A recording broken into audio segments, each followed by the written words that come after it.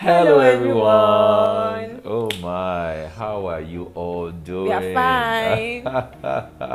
All right, my name is And Muiwa, I'm Oyi Consola. and this is Love and Emotions Hub. Sincerely, it's so good to see you all. Welcome back to our YouTube channel. Welcome. That's right. So, today we're discussing a very interesting topic, and then we believe that it's going to really bless you all. Like, share, and subscribe. That brings us to number one: financial management. Yes. Proper financial management. The first question you'll ask yourself is that: is it your money or our money? If two becomes one, it means my money is our money. If money is our money for me and for us, any which way. But so whatever thing that you people are taking or doing, just make sure that it's a joint. That's right.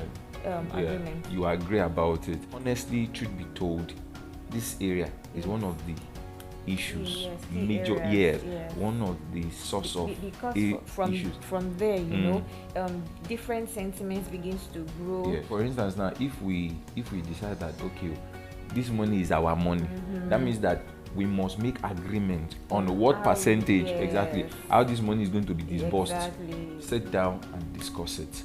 Agree on a formula to use. You want to have joint account or you want to have separate account. Now this is peculiar to each couple. It's peculiar to you. There's no particular rule that says that okay, all of you must have a joint account or you must have separate account. The two of you should just exactly know what works best for the two of you and then go by it. And at the end of the day, it is your marriage, and you are the one that will set the rule for you. Exactly, and run by it. You understand? Number two, roles in marriage. Who's gonna wash toilets? Who's gonna wash the plate? Who's gonna sweep the floor? Who's gonna fill the gas? Who's gonna wash the car? Who's gonna iron my clothes? I don't like ironing. Who's gonna iron the clothes? All right. Okay, so who does what? That's right. Yes. So now discuss who does what. Yes. Don't just The two of assume exactly. that Don't in assume. your head that okay, because he's a man, Exactly. he's going to be the one to be washing cows. Exactly. Because he's a woman, she's going to be the one to be cooking food. Thank Don't you. assume. Don't Let assume. us know where your strength lies, where you like doing things, your own weakness. If you don't like to do stuff, you know, if he likes to do it, and who is going to be delegated to that area, so that you don't leave things to chance. Thank you. Yeah. Thank you. For instance, now, okay, who? For instance, I like to iron. And I don't like to iron. So I can wear my clothes rumpled. Yeah. Unfortunately, I don't like to see that. So I volunteer to iron them. Yeah. Do you understand? So it's an area of strength for me, you know. And for her, some of the areas of strength for her is cooking. You know, she likes cooking. I like cooking as well. I cook, but it's more of an area of strength for her. I can do the dishes. In fact, I do dishes a lot of times. You understand? So because it's nothing to me. I mean, I've been doing these things since I was small.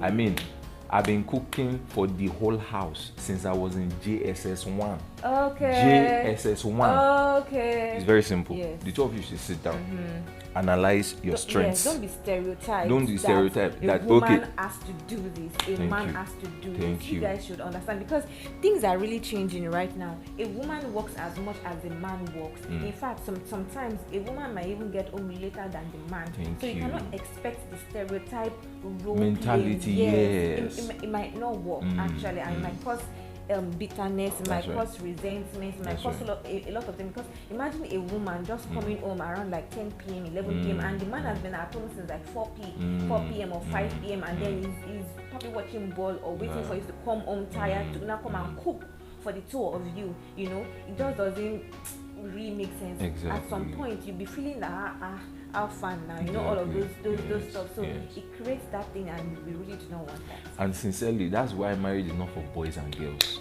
It's for men and women. I mean, like matured individuals, people who are ready to give. And that's what marriage is about. You don't enter marriage with the mentality of, oh, I want to take. You enter marriage with the mentality of, I want to give. It doesn't make me less of a man or a woman. Do you understand? So please analyze the roles. Sit down, the two of you. You can analyze, state all the things. Okay, washing of plates, iron of clothes, washing of car, doing this, cleaning toilet, doing this, and then you can put it. Okay, you do this. Now, to make it easier, and not to make it maybe too stereotype or something like that, you people can do a review after 6 months. That okay, I was doing this, you were doing this. If you know it's a role you can switch to the other person, the two of you can agree that after 6 months, or maybe we'll do a new development came up that now makes one person more available or less available. Thank you. You can always like to review. Thank you. Flexible. That's the point, really. Flexible. Yes, be flexible. All right. So that takes us to point number 3, which is family relationships.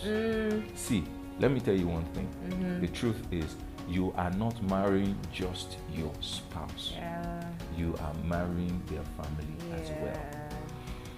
You must respect your spouse's family. Regard them.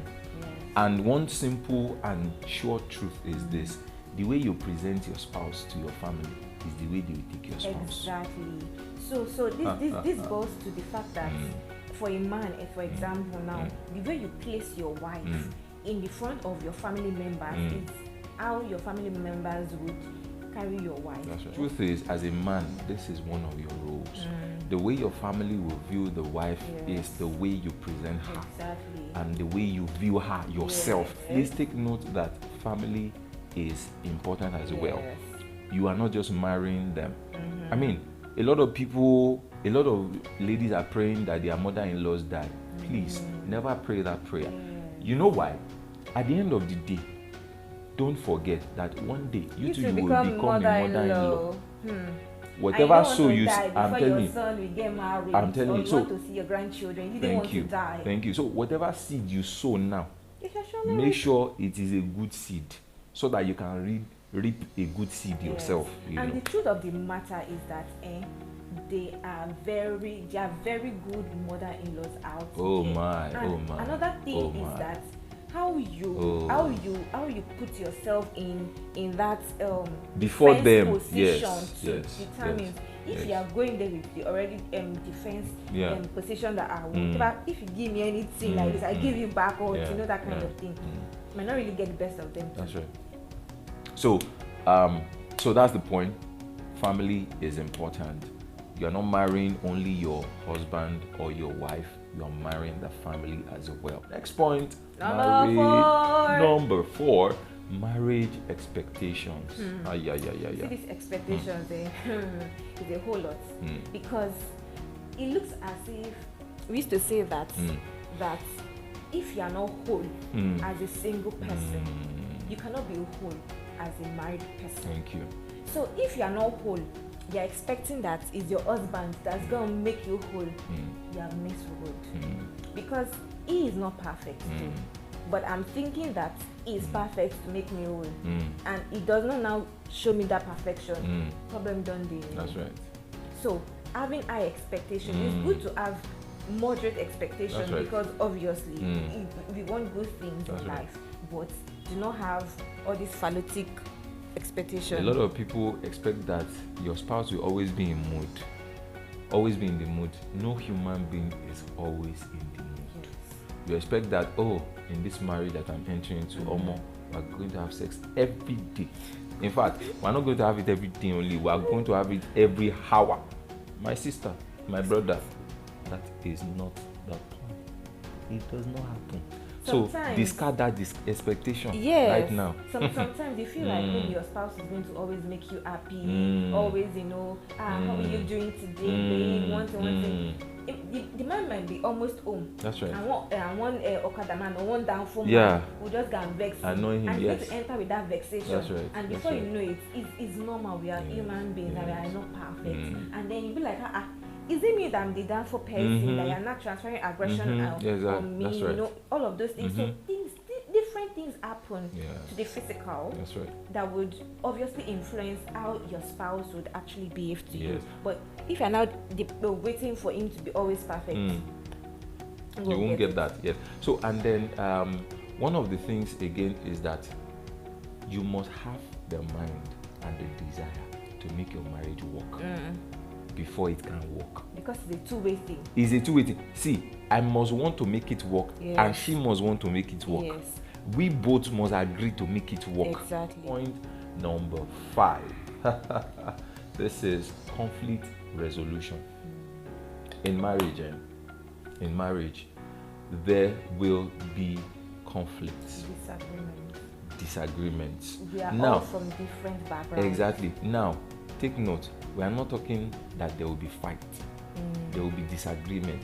And disagreement in the sense that my view is different from your view. Yes. My opinion on a matter is different from your opinion. So we must come to a common ground. Yes. That's it. It's as simple as that. I know that you guys have been hearing things like some small things like maybe toothpaste. Let me give you an example. You see this man here? If he wants to open detergent, for me, if I want to open detergent, the edge, I'll just slice the edge like this, pour my detergent in peace. That's right. But if he wants to open detergent, the middle like this, it's gonna open the middle. You now need to carry the detergent and be pouring it from the middle. I'm like, who opens detergent in this manner? Is that not so easy? So easy. How is this so easy? I'll just take it like this, middle like this, I'll pour it. So you can life imagine, is so easy. You can imagine, it will not be taking. It could be talking that why are you opening detergent like this, or why are you doing this? But I've already become that way. That's how I used to open detergent. We'll use it. If I'm the one opening it next time, I open it. I want to open it. Use it like that. That's right. You know. So if as small as that, there are differences, and you can like to disagree, but it shouldn't be something that you would take seriously, because you should know how to resolve your conflict. You should know how to compromise. That's right. On the detergent issue now, I've already agreed.